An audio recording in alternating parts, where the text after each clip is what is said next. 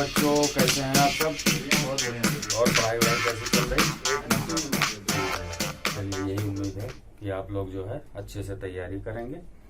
तो संविधान वाला टॉपिक चल रहा है, जिसमें कि इससे पहले बहुत सारे टॉपिक कराए गए, सारे एक्ट वगैरह कराए गए। ठीक है। अब जो आज का टॉपिक है वो है अनुसूचियां। ठीक है, संविधान के अनुसूचियों के बारे में आज ये टॉपिक है। तो हमारे संविधान में अगर देखा जाए तो जो मूल रूप से अनुसूचियां थी, ये क्वेश्चन अक्सर आता है कि मूल संविधान में कितनी अनुसूचियां थी। तो बताइए कितनी अनुसूचियां थी? 8 अनुसूचियां थी। ठीक है, लेकिन वर्तमान में कितनी हो गई है बढ़ करके? 12 अनुसूचियां। ठीक है, तो इन्हें क्रमशः करेंगे और जो अनुसूचियों को याद करने की ट्रिक है आज उस वीडियो में बताने वाला हूं, जो जिंदगी में आप कभी भी नहीं भूल पाएंगे। ठीक है, तो इन्हें अच्छे से करते हैं। बात आती है प्रथम अनुसूची यानी फर्स्ट अनुसूची। तो इसे थोड़ा सा आप यहाँ पे चाहे तो नोट कर लें कि मूल संविधान में 8 अनुसूचियां थी और वर्तमान में 12 अनुसूचियां हैं।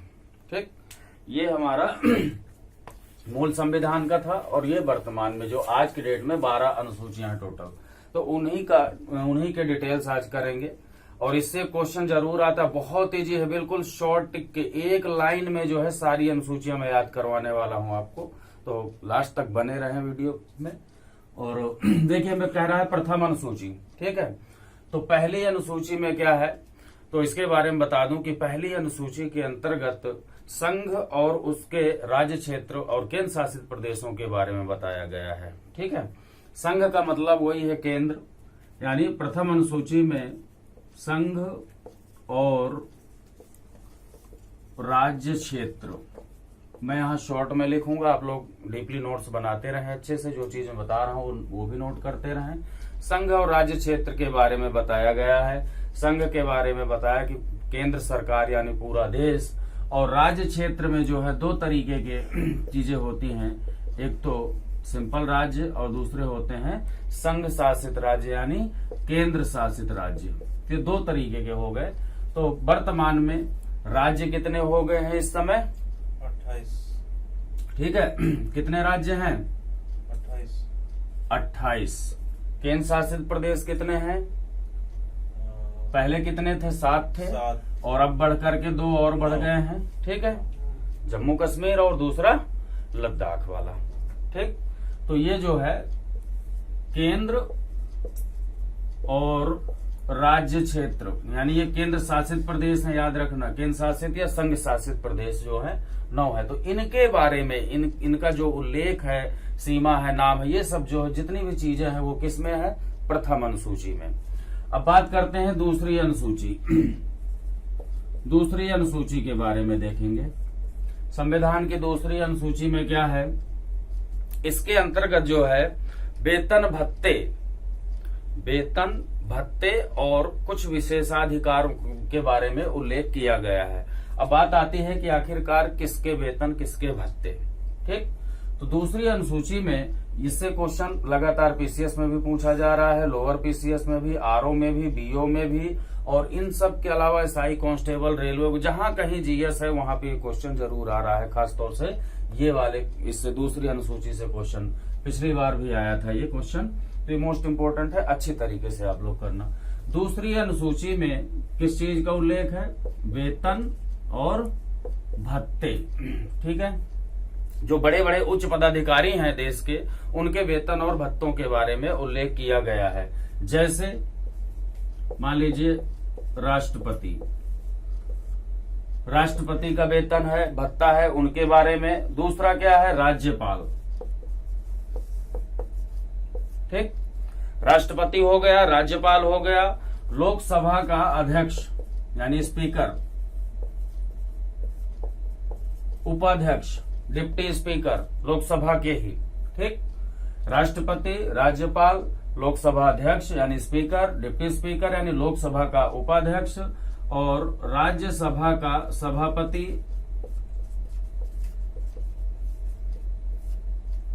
ठीक। और इसके अलावा जो है उपसभापति, राज्यसभा का ही उपसभापति, ये हो गया। इसके अतिरिक्त जो है, जो सर्वोच्च न्यायालय के न्यायाधीश हैं,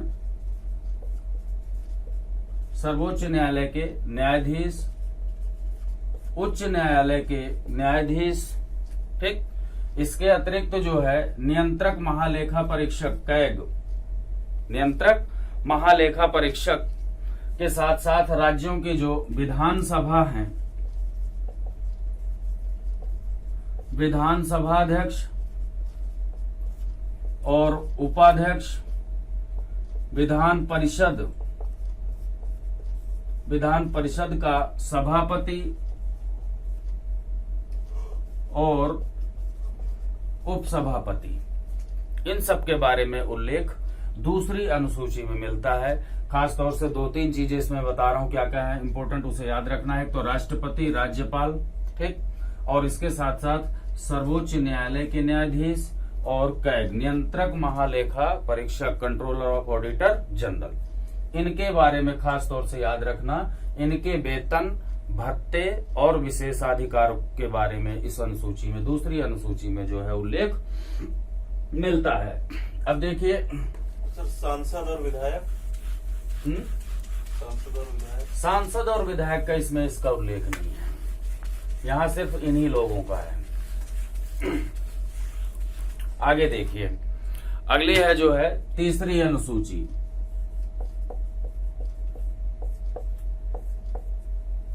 तीसरी अनुसूची में क्या है, शपथ का प्रावधान है, ठीक है। पहले में राज्य और क्षेत्र, दूसरे में वेतन भत्ते, तीसरे में शपथ के बारे में बताया गया है, ठीक है। इसे मैं एक शॉर्टिक में लास्ट में कराऊंगा या बीच में बोलूंगा, इसलिए लास्ट तक बने रहें वीडियो में। एक लाइन में सारी अनुसूचियों को आप लोग करेंगे। पहले हम लोग डीपली कर रहे हैं, उसके बाद में बिल्कुल शॉर्ट में, ठीक है, ये करवा दूंगा। तो तीसरी अनुसूची में शपथ, देखा होगा आपने, जब भी कोई राष्ट्रपति, उपराष्ट्रपति, मंत्रीगण वगैरह होते हैं तो शपथ लेते हैं किसी न किसी प्राधिकारी के सामने, तो उसी शपथ का प्रावधान किया गया है। अब बात आती है कि किसके किसके शपथ के बारे में यहाँ पे बताया गया है। तो पहला है संघ के मंत्री, यानी भारत सरकार के जो भी मंत्री होते हैं, ठीक है, वो शपथ लेते हैं किस अनुसूची के तहत, उनका उल्लेख, यानी उनके शपथ का काय में उल्लेख है तीसरी अनुसूची में, ठीक है। इसके अलावा जो भी संसद के सदस्य हैं, संसद के सदस्य, अब यहां देखो मैंने संसद के सदस्य लिखा है, संसद में दोनों सदन आ गए, लोकसभा के भी और राज्यसभा के भी, यानी सांसद, जो भी सांसद हैं उनके शपथ का भी प्रावधान इसी के तहत किया गया है। अगला देखिए, तीसरा कौन सा पद है, वो है सर्वोच्च न्यायालय के न्यायाधीश, सर्वोच्च न्यायालय के न्यायाधीश, उच्च न्यायालय के न्यायाधीश और इसके अलावा नियंत्रक महालेखा परीक्षक, कैग, CAG, ठीक, ये हो गए। और इसके अतिरिक्त जो है विधानमंडल के सदस्य, विधानमंडल। अब यहाँ पे देखिए मैंने विधानमंडल शब्द यूज किया है।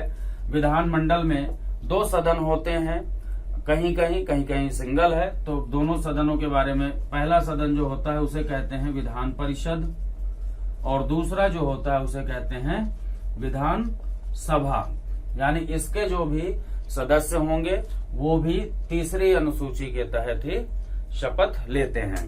अब देखते हैं, इसे आप लोग नोट करते रहें, चौथी अनुसूची के बारे में, ठीक है। चौथी अनुसूची में क्या है, यहां पे देखेंगे, इसमें जो है राज्यसभा में जाने वाले सदस्यों की संख्या का उल्लेख किया गया है। अब इसके बारे में आप समझ लीजिए। चौथी अनुसूची में कह रहा है कि जो हमारा उच्च सदन है केंद्र में, संसद का जो उच्च सदन है उसे राज्यसभा कहा जाता है। और राज्यसभा में प्रत्येक राज्य से और साथ में केंद्र शासित प्रदेशों से कुछ सीटें हैं, सभी राज्यों के और केंद्र शासित प्रदेशों की, वहां से किस राज्य से कितने सदस्य राज्यसभा के लिए जाने हैं उस चीज का उल्लेख जो है चौथी अनुसूची में मिलता है। जैसे कि मान लीजिए यूपी से सबसे ज्यादा राज्यसभा की सीटें हैं, यानी सबसे ज्यादा राज्यसभा के मेंबर यूपी से चुन करके जाते हैं, 31 संख्या है 31, तो ये चीज याद रखना। तो इसी तरीके से हर एक राज्य से चुन करके जो जाते हैं ये राज्यसभा में मेंबर, उनकी एक जो है संख्या का निर्धारण किया गया है चौथी अनुसूची में। अब बात करते हैं पांचवी अनुसूची के बारे में। ठीक है, तो इसमें जो है पांचवी अनुसूची में क्या है कि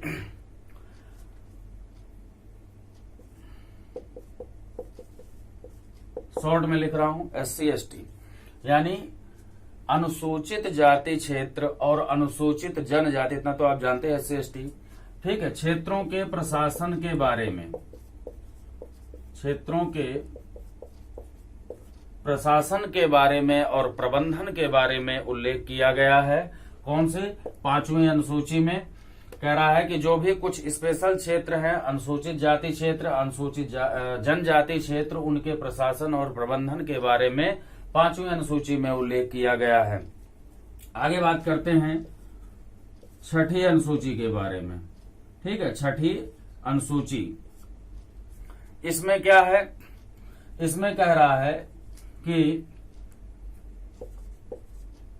मेघालय, असम, मिजोरम और त्रिपुरा, ये 4 राज्य हैं, मोस्ट इंपोर्टेंट है ये भी। 4 राज्यों के अनुसूचित जनजाति, यहां अनुसूचित जनजाति है, यहां पे दोनों था, अनुसूचित जनजाति क्षेत्रों के प्रशासन के बारे में इसमें उल्लेख दिया गया है, उल्लेख किया गया है। ठीक है, अब बात करते हैं 7वीं अनुसूची के बारे में। छठी अनुसूची ठीक से याद कर लेना भाई, राज्यों में क्वेश्चन आता है निम्न में से कौन सा राज्य ऐसा है जिसका छठी अनुसूची में उल्लेख नहीं है, तो याद रखना बहुत अच्छे से। मेघालय, असम, मिजोरम, त्रिपुरा, ये 4 राज्यों के जनजातीय क्षेत्रों के प्रशासन के बारे में उल्लेख किया गया है। अब बात करते हैं 7वीं अनुसूची के बारे में। ये भी बहुत इंपॉर्टेंट है 7वीं वाली। 7वीं में जो है शक्तियों का विभाजन किया गया है। क्या किया गया है? शक्तियों का विभाजन। किस तरीके से किया गया है ये शक्तियों का विभाजन? ये विभाजन जो है 3 सूचियों में बांट दिया गया है इसे। फर्स्ट नंबर है, पहली जो है वो है संघ सूची, दूसरी है राज्य सूची और तीसरी जो सूची है वो है समवर्ती सूची। ये 7वीं अनुसूची के अंतर्गत 3 प्रकार की सूचियों का उल्लेख किया गया है, जिसमें पहली है संघ सूची, इसे जो है केंद्र सूची के नाम से या केंद्रीय सूची, दोनों एक ही बात है, के नाम से भी जाना जाता है। ये राज्य है, राज्य से संबंधित है, तो इनके बारे में थोड़ा सा हम जानेंगे। पहला है संघ सूची, इसमें आप नोट कर लीजिए संघ सूची। इसमें लिखिए कि संघ सूची के अंतर्गत जो कानून बनाने का अधिकार है या होता है वो होता है, संघ के नाम से ही पता चलता है, किसे? केंद्र सरकार को। यानी इस पे कानून कौन बना सकता है? केंद्र सरकार। अब जो सबसे इंपॉर्टेंट क्वेश्चन है इसमें, जो प्रारंभ में क्वेश्चन आता है कि हमारे मूल संविधान में संघ सूची में कुल कितने विषय थे, तो प्रारंभ में थे इसमें जो है 97 सब्जेक्ट, 97 विषय थे। और कहता है कि वर्तमान में इस सूची में कितने विषय हैं, तो वर्तमान में 100 विषय हैं, 100। ये अच्छे से याद रखना। संघ सूची का मतलब केंद्र सूची, और इसका मतलब ये है कि इसके अंतर्गत जो भी वर्तमान में 100 सब्जेक्ट ये आ रहे हैं, इन पर कानून कौन बना सकता है? सिर्फ केंद्र सरकार। जैसे कि मान लीजिए रेल है सब्जेक्ट, डाक है, दूर संचार है, परमाणु ऊर्जा है, बड़े बांध हैं, है ना, बैंकिंग है, तो ये सब क्या है, ऐसे जो भी सेक्टर हैं या सब्जेक्ट हैं उन पे कानून बनाने का अधिकार सिर्फ केंद्र सरकार को होता है, इसलिए इसका नाम दिया गया है संघ सूची यानी केंद्र सूची। दूसरा है देखिए राज्य सूची के बारे में। इसमें नोट करिए कि इसके अंतर्गत जो भी सब्जेक्ट आते हैं उन पर कानून बनाने का अधिकार सिर्फ किसे है, राज्य सरकार को। लेकिन विशेष परिस्थितियों में केंद्र सरकार भी इस पे कानून बना सकता है। आगे पढ़ाऊंगा 249 के तहत आर्टिकल, उसे आगे बताऊंगा जब आगे अगला टॉपिक आएगा। अब क्वेश्चन आता है कि इसमें जो है प्रारंभ में कितने सब्जेक्ट थे और वर्तमान में। तो जब ये सूची लागू हुई थी तो उस समय जो है इसमें 66 यानी 66 सब्जेक्ट थे और वर्तमान में इसके अंतर्गत 61 सब्जेक्ट है।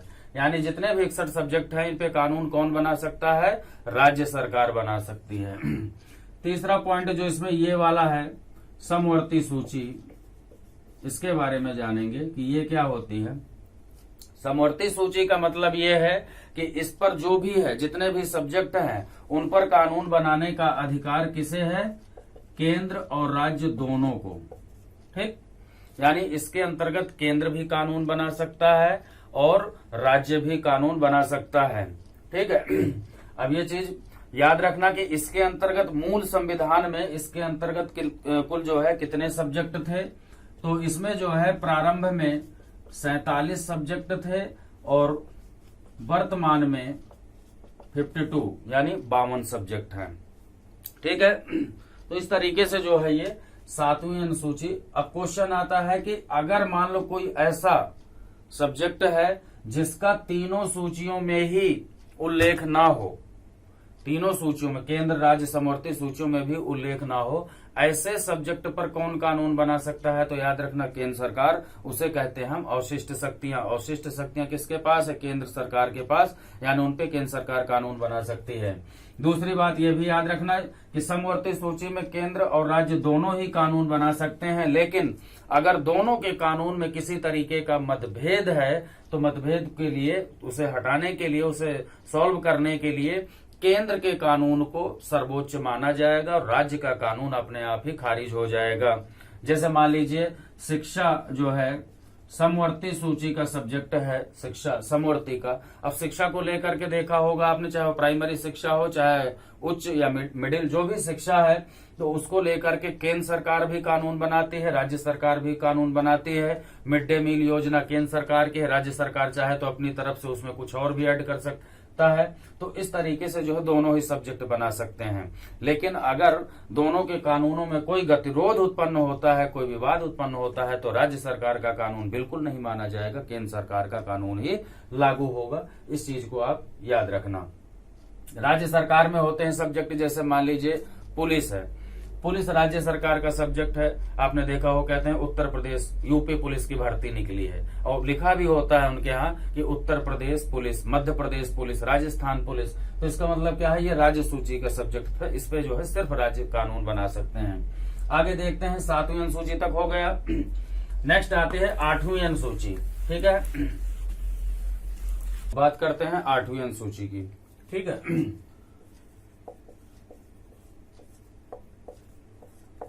8वीं अनुसूची में जो है भाषाओं का उल्लेख है। किस चीज का है, भाषाओं का। ठीक, जब हमारा संविधान बनकर तैयार हुआ था, यानी मूल संविधान में कुल भाषाओं की जो संख्या थी, मान्यता प्राप्त भाषाओं के बारे में यह बात की जा रही है। तो मान्यता प्राप्त भाषाओं की मूल संविधान में जो संख्या थी वो थी 14, और वर्तमान में इन मान्यता प्राप्त भाषाओं की टोटल संख्या कितनी है, तो वो है 22। इससे क्वेश्चन जरूर आता है कि वर्तमान में भाषाओं की संख्या कितनी है, मान्यता प्राप्त 22, और मूल संविधान में कितनी संख्या थी, तो वो थी 14। तो 14 से 22 का सफर कैसे कैसे हुआ उसके बारे में जानेंगे। तो इसमें देखिए, पहला जो बढ़ा वो है 21वें संविधान संशोधन, 21वें संविधान संशोधन 1967 के तहत। ठीक है, 67 के तहत सिंधी भाषा को मान्यता प्रदान कीजिए, सिंधी भाषा को इसमें जोड़ा गया। ठीक, तो ये चीज याद रखना। 21वें संविधान संशोधन 1967 और भाषा कौन सी थी? सिंधी।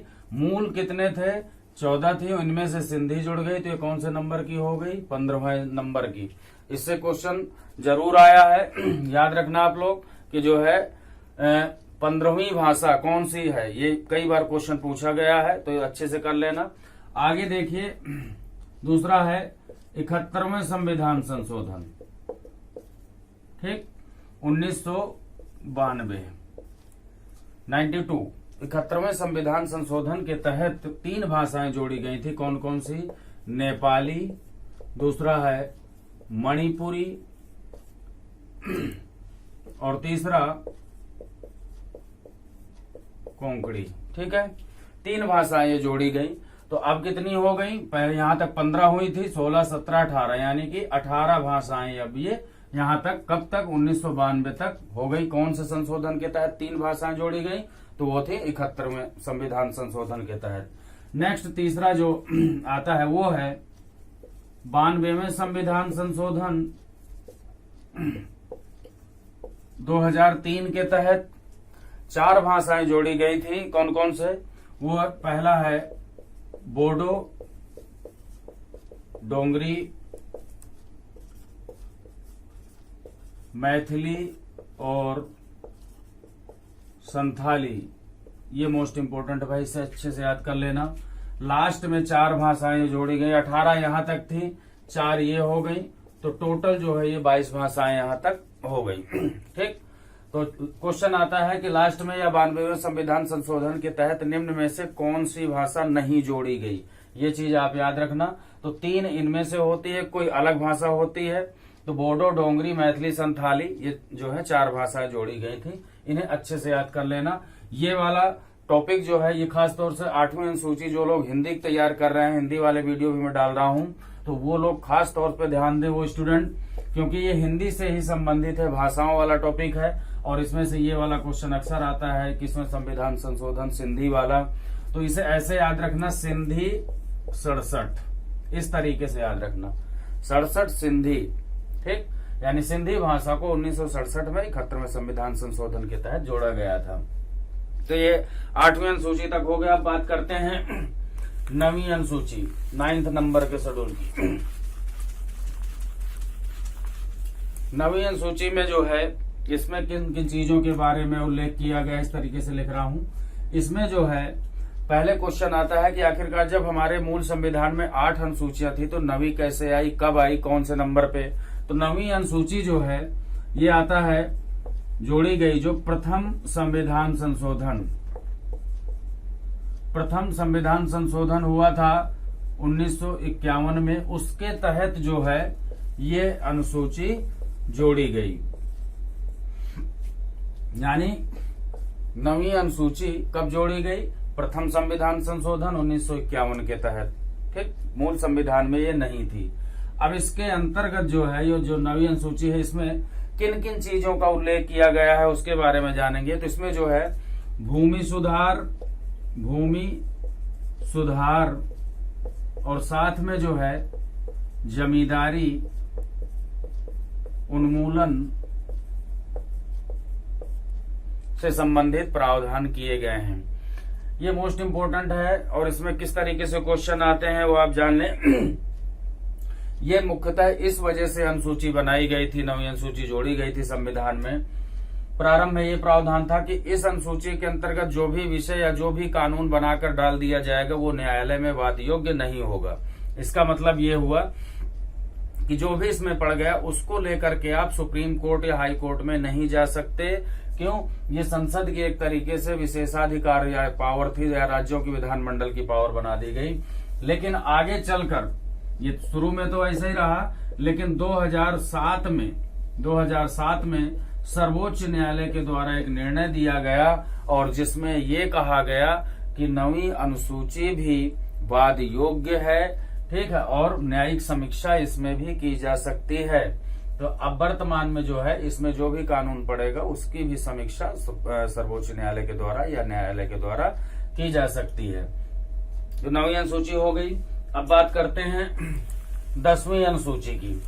ठीक है, इसे आप अच्छे से नोट करते रहें और वीडियो में मैं जो है इसके शॉर्ट ट्रिक बताऊंगा किस तरीके से अनुसूचियां याद करते हैं। आगे देखिए, कह रहा है 10वीं अनुसूची। तो 8 अनुसूची तो मूल थी ही, 10वीं अनुसूची को कब जोड़ा गया? तो इसे जोड़ा गया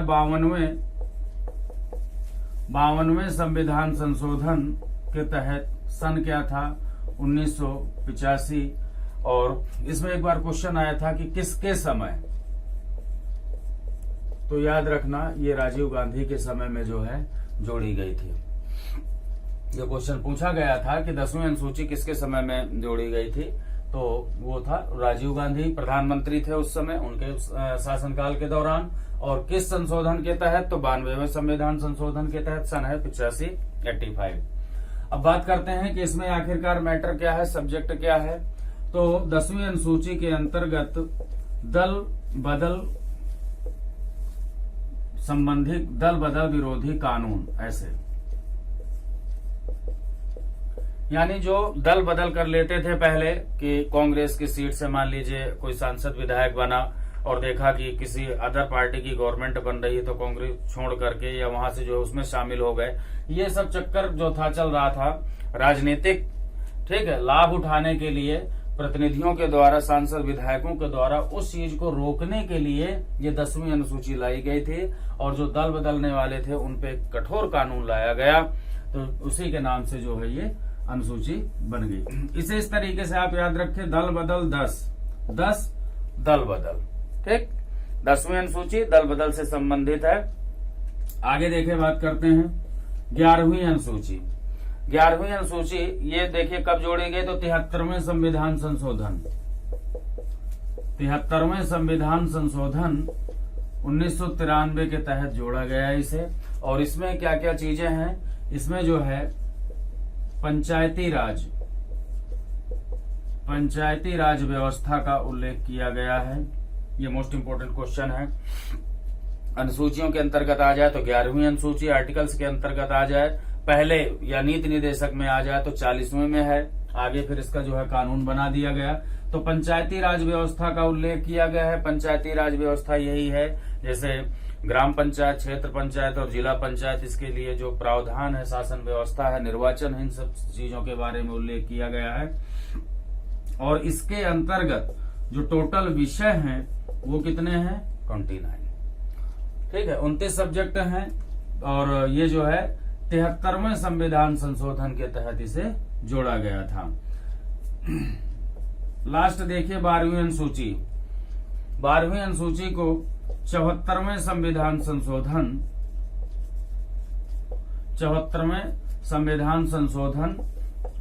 1993 के तहत इसे भी जोड़ा गया था। और इसके अंतर्गत जो है किन चीजों का है प्रावधान? तो वो है नगर निकाय का प्रावधान किया गया। जैसे नगर पालिका और जो है नगर निगम वगैरह होते हैं, उन सब चीजों के प्रबंधन और निर्वाचन वगैरह से संबंधित ये अनुसूची है। और क्वेश्चन आता है कि इसमें कुल कितने विषय हैं? तो इसमें जो है टोटल 18 विषय है। ये मोस्ट इंपोर्टेंट है, ठीक है। पंचायती राज व्यवस्था या फिर 11वीं अनुसूची में कुल कितने विषय हैं? तो जो है 29 सब्जेक्ट हैं इसमें। 12वीं अनुसूची में कितने विषय हैं? तो ये 18 सब्जेक्ट हैं। चलिए, तो ये अनुसूची वाला टॉपिक खत्म हो गया। अब बात थी कि आखिरकार इन अनुसूचियों को, ठीक है, पूरी 12 के 12 अनुसूचियों को किस तरीके से हम याद करें, मेन टॉपिक ये था। इसे आपने एक बार अगर डीपली पढ़ लिया है, देख लिया है, उसके बाद ही शॉर्ट ट्रिक काम आएगी, ठीक है। क्योंकि किसी भी चीज की शॉर्ट ट्रिक नहीं होती। अगर एक बार आप लोग बहुत अच्छे से डीपली तैयार कर लेते हैं, उसके बाद आप किसी भी चीज की शॉर्ट ट्रिक निकाल सकते हैं। तो चलिए, मैं जो है यहाँ पे ट्रिक लिख रहा हूं।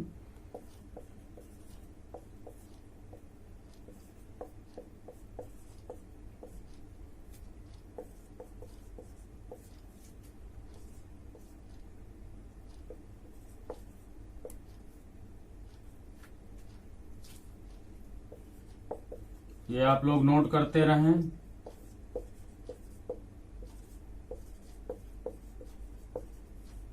ठीक है। संघ बेसरास SC/ST में मित्र में 3 है सूची।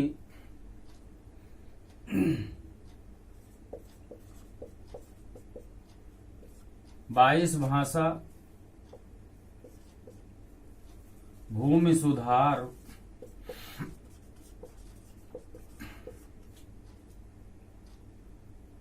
इसके बाद में 22 भाषा भूमि सुधार दल बदलू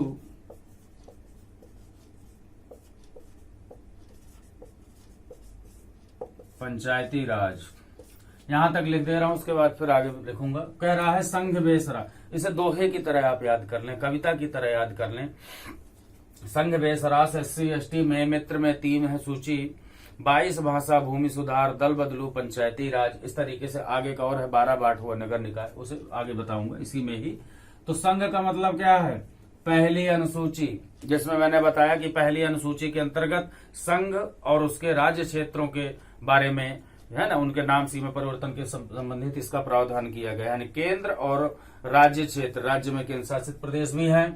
ठीक है। दूसरे में कह रहा बेसरास, बे का मतलब है दूसरी अनुसूची, जितने भी उच्च पदाधिकारी मैंने बताया उनके वेतन भत्ते पेंशन इन सब चीजों का उल्लेख किया गया है। बेस। शा का मतलब है तीसरी अनुसूची। ठीक है। तीसरी अनुसूची में मैंने बताया था शपथ। ठीक। यहां है इनके वेतन भत्ते से संबंधित, और इसका संघ है ही है संघ बेस रास। रास का मतलब है राज्यसभा। राज्यसभा में चौथी अनुसूची में मैंने बताया था कि राज्यसभा के लिए चुनकर जाने वाले सदस्यों की संख्या का प्रावधान चौथी अनुसूची में है। फिर से एक बार रिवाइज हो रहा है आपका ये टॉपिक, और साथ में शॉर्टिंग भी मिल रही है। ठीक है। तो बहुत अच्छे से इसे आप करते रहें, इसे जरूर नोट कर लें और याद कर लें। समझो सारी अनुसूचियां बिल्कुल उंगलियों पे हो जाएंगी, कुछ नहीं करना। संघ बेस रास 4 अनुसूचियां कंप्लीट। संघ बेस रास, वेतन, शपथ, राज्यसभा में। ठीक है। शॉर्ट में SC ST ये 5वीं अनुसूची मैंने यही बताया था। अनुसूचित, SC का मतलब अनुसूचित जाति, ST का मतलब अनुसूचित जनजाति के क्षेत्रों का प्रशासन और प्रबंधन के बारे में। तो 5वीं अनुसूची हो गई। ठीक है। आगे है मे मित्र, ये 6ठी अनुसूची, ये मोस्ट इंपोर्टेंट है। यहां पे लिख रहा हूं मे मित्र। मे का मतलब है मेघालय, आ का मतलब है असम, मी का मतलब ही लिखा है मैंने क्या, मिजोरम, और त्रि का मतलब है त्रिपुरा। ठीक।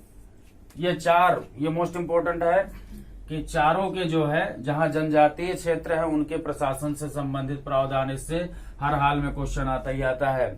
ठीक है। तो मे मित्र का मतलब मेघालय, असम, मिजोरम, त्रिपुरा के क्षेत्रीय जो है अनुसूचित जनजाति क्षेत्रीय क्षेत्रों का प्रशासन से संबंधित। ठीक है।